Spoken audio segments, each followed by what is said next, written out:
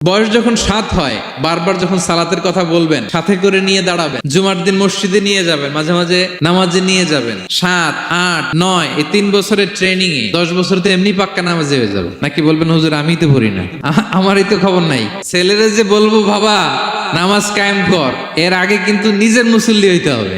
নামাজের ব্যাপারে no consideration, কোনো ছাড় নাই। সালাত আপনাকে পড়তেই হবে যে কোনো পরিস্থিতিতে। এজন্য 7 বছর বয়স থেকে বিশ্বনবী ওয়ার্নিং দিতে বলেছেন। 10 বছর বয়স হলে প্রয়োজনে রূঢ় আচরণ করো, শাসন করো, প্রয়োজনে মৃদু প্রহার করো। অনেক ফ্যামিলি আছে নিজেও নামাজি, ছেলে মেয়েদেরকেও নামাজের কথা বলে পড়ায়। জোহর পড়তে দেয়, আসর পড়তে দেয়, মাগরিব পড়তে দেয়, এশা পড়তে দেয়, ফজর পড়তে দেয় না। ফজর নিয়ে টেনশন নাই। কেন? আমার কলিজার টুকরা সন্তান ঘুমায় হুজুর, কাঁচা ঘুম কেমনে ভাঙ্গাই। যে বাবা মারা মনে করে সকালে কিভাবে ডাকি, উঠতে চায় না হুজুর, কাঁচা ঘুম কষ্ট হয়ে যায়। ফজরের সময় যদি আগুন লেগে যায় আপনার ঘরে, কি করবেন? আরেকটু ঘুমাক, কাঁচা ঘুম।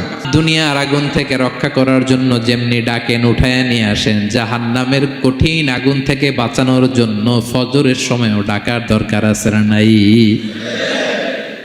দুনিয়ার আগুনের চেয়ে কমপক্ষে 70 গুণ বেশি তেজওয়ালা। বিষ্ণু বলেন নারুকুম তুকিদুন, যে আগুন দিয়ে কিচেনে রান্না করো, জাহান্নামের আগুন কিন্তু এই আগুন নয়। জাহান্নামের আগুন দুনিয়ার আগুনের চাইতে কমপক্ষে 70 গুণ বেশি তেজওয়ালা। তাহলে ফজরের সময় ডাকবেন তো ছেলে মেয়েকে, হ্যাঁ, নিজেও পড়বেন, ছেলে মেয়েদেরকেও ডাকবেন। আকিমিস সালাহ।